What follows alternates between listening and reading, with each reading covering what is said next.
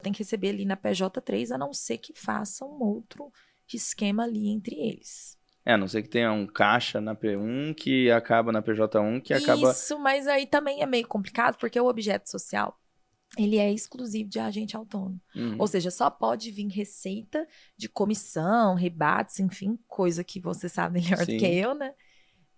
De assessor de investimentos. E aí, a gente sabe também que a CVM, ela provavelmente vai mudar a regulação em breve, mas isso continua. O objeto social, ele é exclusivo de assessor de Quando você investimentos. fala, até pra gente só, pra turma entender, quando você fala de possivelmente mudar, você fala mudar o que especificamente? A resolução, hoje, né, a regulação do assessor de investimentos é a resolução CVM número 16. Tá. E desde 2021, né, na verdade, em 2021, a CVM, ela publicou uma audiência pública falando das propostas, né? Tem a proposta A, da minuta A e a minuta B, mudando as regras do assessor de investimento e dos intermediários. Então, quando ela publica esse edital de audiência pública, vários players de mercado se manifestam. E aí, depois, espera-se que essa mudança venha ainda esse ano, pode ser esse ano, ano que vem, nós não sabemos.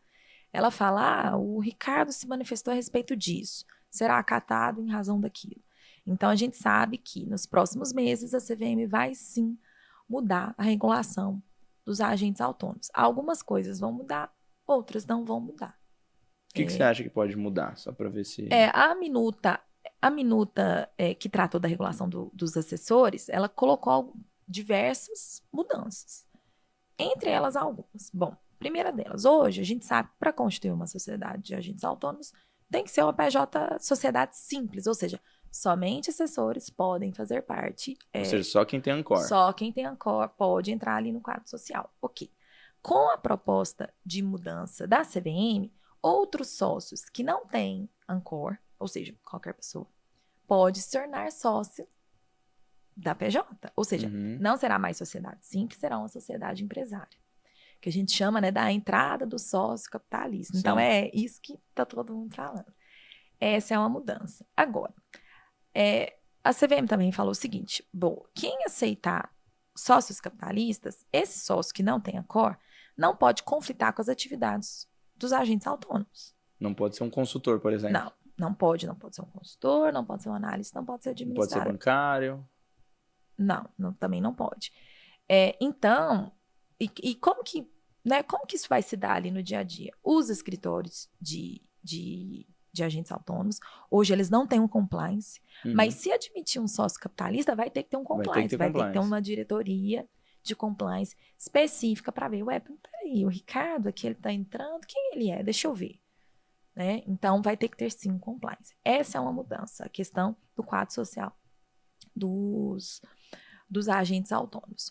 Um outro ponto também que está em discussão da audiência é a questão da exclusividade. Porque hoje a gente sabe que, claro, tem algumas outros detalhes, enfim, mas a gente sabe que o assessor de investimentos mantém contato com um único distribuidor, uma única intermediária. Ok. De acordo com a proposta de mudança da CVM, o agente autônomo ele vai poder ter mais de um contrato de distribuição. Ou seja, vai poder, se o cara está na XP... Ele vai poder distribuir BTG, XP, BTG, etc. Começando a ficar um pouquinho mais parecido com o consultor, neste ponto, específicamente. Podendo distribuir algumas outras. Vamos colocar assim, se assemelhando. Só nesse ponto, não, só nesse ponto. Um pouco. Depois tem uma questão, inclusive, do consultor que eu vou falar. Enfim, é um movimento que a gente chama no mercado de fim da exclusividade. Desde que não tenha assinado também um acordo comercial, né? Porque aí já é fora extra CVM. Extra CVM. Que tem aqueles contratos que estão assinando com a corretora, né? Com XP, BTG e tal. Exatamente. Então, assim, de acordo com a proposta da CVM, será possível manter mais de um contrato com os intermediários, que são as corretoras. Mas a CVM também fala que vai ter que ter um compliance. E o pior, a CVM, ela dispôs nessa proposta, e detalhe, gente, a proposta ela vai mudar. Ela não será aceita do jeito que ela foi colocada ali hoje. A CVM, ela diz que se um agente autônomo cometer algum ilícito, alguma infração, todas as intermediárias respondem. Responsabilidade será solidária. Então, assim, nas manifestações, e é meu posicionamento também, pessoal profissional, quem vai querer admitir o fim da exclusividade, sendo que eu poderei ser chamada para responder um processo de um agente autônomo que distribui um produto que eu não tenho nada a ver com ele. Sim. Então, esse movimento do fim da exclusividade, ele não será tão simples como muitas pessoas às vezes propagam. Porque tem a questão da responsabilidade do agente autônomo no meio. Vamos supor, você é um assessor e trabalha na corretora C. Mas você trabalha na corretora C e também tem contrato com a D. Por um acaso, você cometeu um ilícito. Mas, na realidade, você descumpriu o suitability de A, mas no momento você estava comentando com o cliente em uma operação da corretora D. Aí C pode ser chamado para responder um processo, sendo que às vezes não tem nada a ver. Então, assim, essa questão da responsabilidade, ela é muito importante para ver como que vai se dar esse movimento do fim da exclusividade. Mas aqui lembrando, o edital, a proposta da CVM, ela ainda não foi aceita.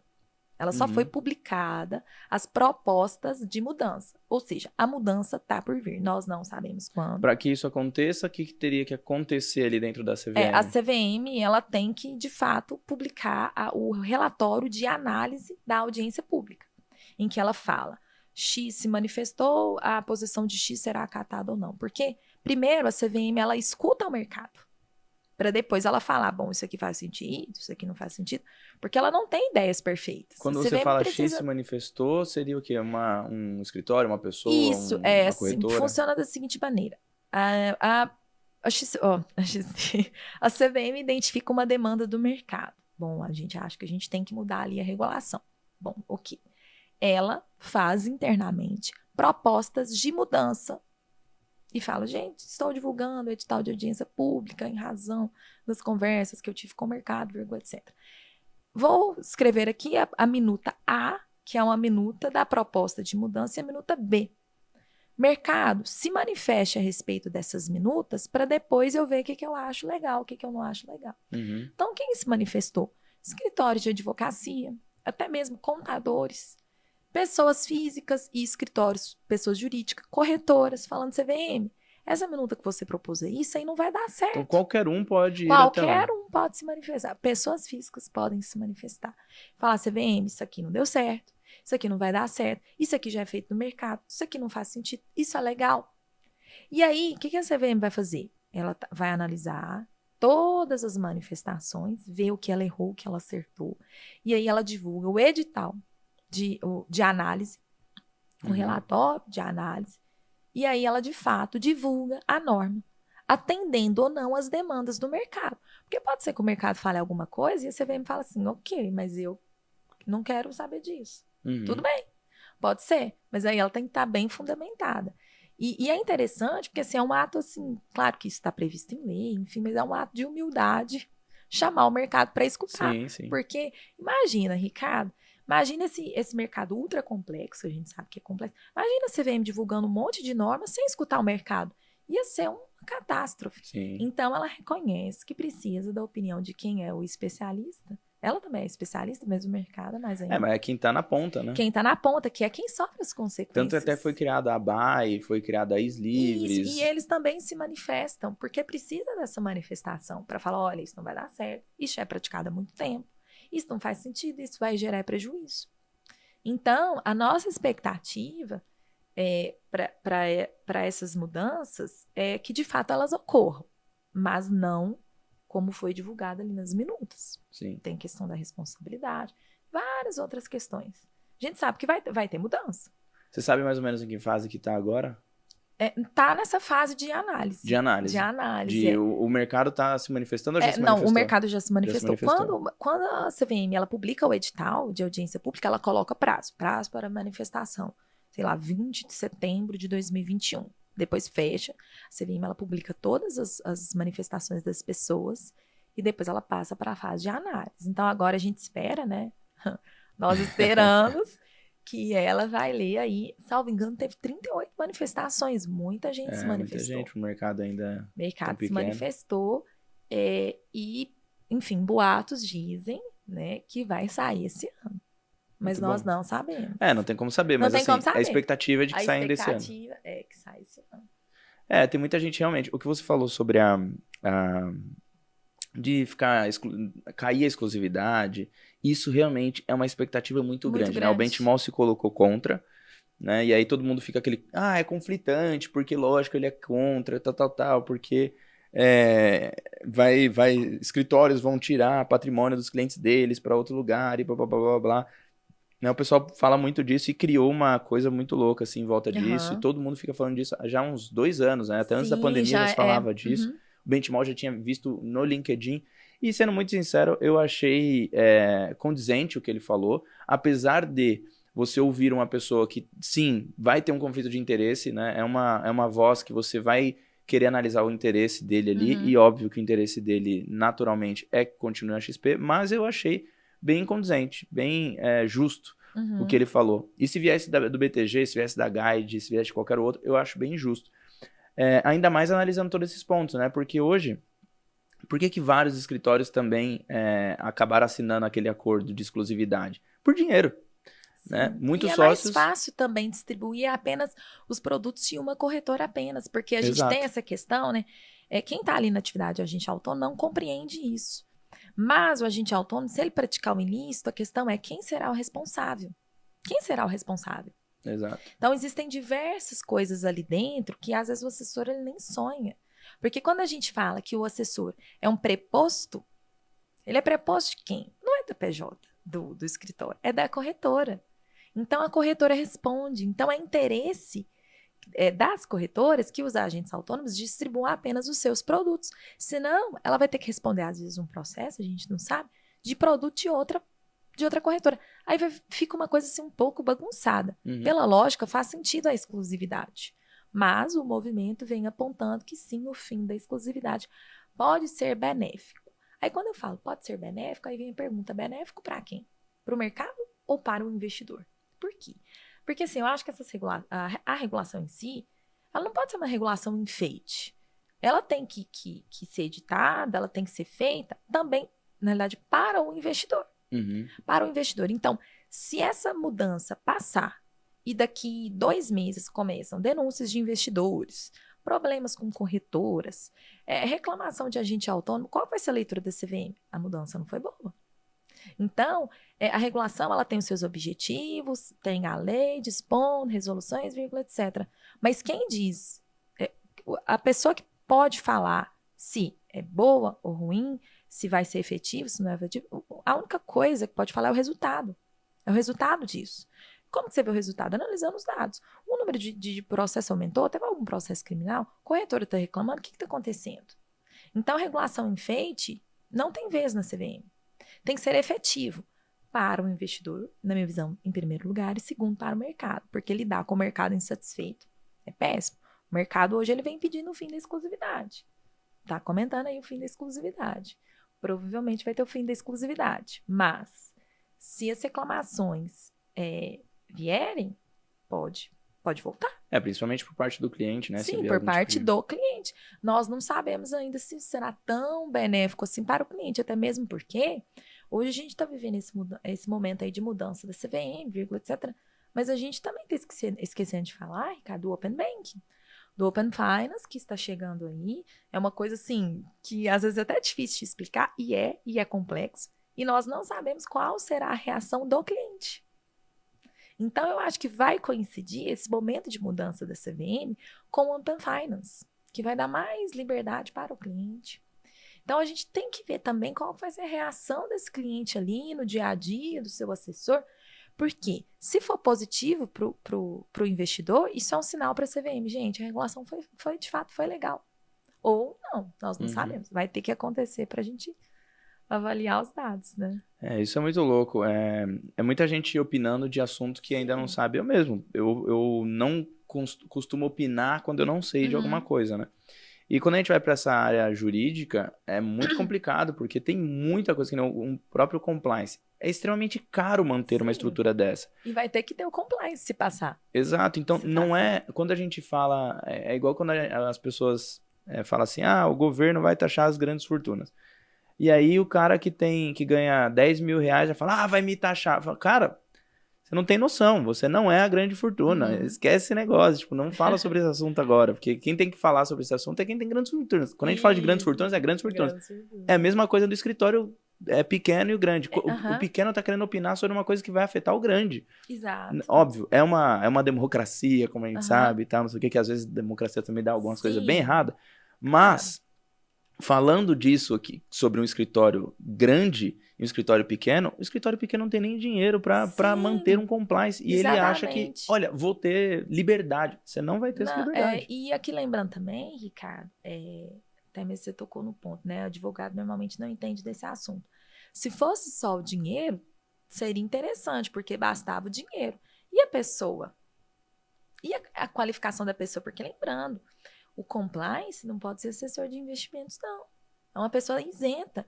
Então, eu vou ter que procurar um profissional isento do mercado, vamos dizer assim, que saiba do mercado. Porque para a pessoa saber, o compliance é quem diz, está certo, está errado, faz isso, faz aquilo. Para a pessoa saber, faz isso, faz aquilo, ela tem que, no mínimo, conhecer daquele mercado. Exato. Porque não dá para colocar uma pessoa que não é qualificada para isso. Então, assim, onde nós vamos achar esses diretores de compliance? Se fosse só o dinheiro, eu estaria satisfeita, porque bastaria o dinheiro. Agora, tem que ser pessoas preparadas, pessoas para falar, olha, isso aqui tá meio conflitante, isso aqui não tá dando certo. Então, é um ponto, assim, que eu vejo não tão positivo, por quê? Porque escritórios grandes têm dinheiro e eles conhecem pessoas qualificadas para contratar. Escritórios pequenos, às vezes, sei lá, 5 assessores de investimento, 10 assessores de investimento. As únicas pessoas que eles conhecem de mercado os assessores. Sim. Então, a gente vai ter também uma demanda de mercado por diretores de compliance, enfim, qualificados, que eu não sei se isso vai ser atendido. Enquanto isso, os escritórios grandes, eles já estão se posicionando, eles vão conseguir, regulação mudou hoje, amanhã já tá ok, já tá ali com sócio capitalista. Muitos vão ficar para trás, infelizmente. Então, o que eu recomendo aqui também para o seu público? Vai lá no site da CVM, ou então me procura, vamos conversar sobre isso, porque eu acho que é muito interessante para o assessor ele se antecipar do que vai acontecer para o lado dele. Até mesmo para ele, talvez ele tá aqui num escritório grande, a gente não sabe, até mesmo para questionar as mudanças. Peraí, deixa eu entender, porque ele pode querer entender. Sim. Ele é um negócio também dele, não é isso que se fala? Ele é um sócio? Então. É que como ele é sozinho, né? A gente tava até conversando disso agora há pouco, né? Como ele é sozinho assim, eu digo como indivíduo, né? Ele é uma pessoa física dentro de uma PJ que tem mais de 200 pessoas às vezes. A pessoa se sente muito fraca, na ponta fraca de, mas eu não posso questionar isso, não posso perguntar aquilo, porque se eu perguntar, talvez vão querer me tirar do escritório. Tem muita gente que tem muito medo disso. Né? E é uma pena. E é bom quando a pessoa tem informação, porque ela vai questionar exatamente o ponto certo e o escritório não tem como negar sobre essa informação. E não só o escritório, a corretora também, né? Então tem muita gente opinando sobre essa liberdade de, vai ter liberdade de estar em várias corretoras. Mas se for ver mesmo o mercado hoje, os maiores escritórios já estão todos assinados um contrato de 10 anos com as maiores corretoras. Então, talvez nem mude tanto. Talvez nem mude tantos. Faz sentido, Ricardo. E lembrando aqui, do jeito que a mudança da CVM foi colocada, né? Ou seja, de acordo com as minutas, essa escolha de ser ou não exclusivo será das intermediárias, das corretoras. Então, assim, às vezes o agente autônomo pega lá a lei e fala, que legal, o fim da exclusividade, muito bom, poderia ser contratado pela XP, BTG, Guide e todo mundo. Mas ele está se esquecendo de quem que vem o poder de escolha. De acordo com a minuta da CVM, o poder de escolha vem das corretoras. Se a corretora aceita ou não aquele escritório. Se a corretora aceita ou não. Então, assim, na minha visão, não sei se vai ter tanta mudança assim. E lembrando, essa questão da responsabilidade é uma das questões mais importantes. Uma das questões mais importantes. Claro, como eu falei, não foi publicada ainda. Não, hoje continua do jeito que está, a resolução CVM número 16, mas a gente, quando for publicado, vai ter que ver, e vai ter que ver qual vai ser a tendência do setor. O que as maiores corretoras estão falando? Porque na maioria das vezes elas ditam o movimento. Então a gente tem também que. E será também que o assessor vai ter que assinar um contrato como um consultor, né? Até, de novo, fazendo esse paralelo. O consultor hoje, ele tem um contrato, né? Um cliente. Contrato então, de prestação de serviço. Você é consultor, eu sou o cliente, você faz um contrato comigo, né? Eu assino ele e tal, e depois eu vou dar acesso assim, às minhas contas, né? Dizendo, você sabe o que tem na XP, o que tem no Itaú, o que tem no BTG e tudo mais. Eu não sei se você sabe, se teria essa informação, mas o assessor teria que fazer algo mais ou menos nessa espécie também, porque agora a grande reclamação disso também, nessa liberdade, né? De poder escolher e ter várias corretoras, cair essa exclusividade, é justamente poder o cliente definir ali, o cliente não, desculpa, a corretora, escritório, definir em qual corretora que ele vai poder alocar o cliente, mas, além disso, ele ter o poder do cliente, vamos dizer assim, né? Que fala assim, agora o cliente é meu, que é o grande problema da exclusividade que os escritórios hoje falam, é porque na hora de uma saída de um escritório, por exemplo, que aconteceu várias vezes aí, XP foi pro BTG, né? Vários escritórios fizeram esse movimento. E fizeram outros também, de Safra para XP, teve essas mudanças.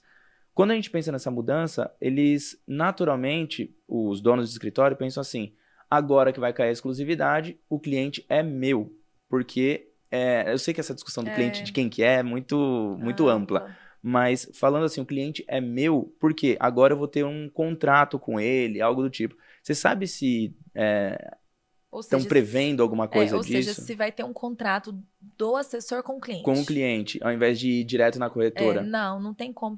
Não tem como o assessor ter um contrato com o cliente, porque o assessor ele é um preposto. Então, é inviável um contrato com o cliente. Na realidade, o assessor ele tem uma relação comercial com o seu cliente. Porque o dinheiro fica na corretora. Então, assim, a conta na corretora. Todo contrato é com a corretora. Na corretora, exatamente. Então, assim, tanto é que se o assessor faz algo de errado, quem responde é a corretora. É a corretora. A não ser que a gente sabe que tem os contratos de responsabilidade ali interno entre eles. Mas ele é um preposto. É a mesma coisa que eu falo assim, Ricardo, eu tenho um mega produto, eu quero que você saia aí distribuindo. Sim. É a mesma coisa. Então, não tem como ter um contrato com o cliente, isso é inclusive vedado, contratar com o cliente. Por quê? Porque ele é um preposto. Enquanto a gente não entender que o assessor de investimentos é um preposto da corretora, vai ficar difícil. Fala, agora a pessoa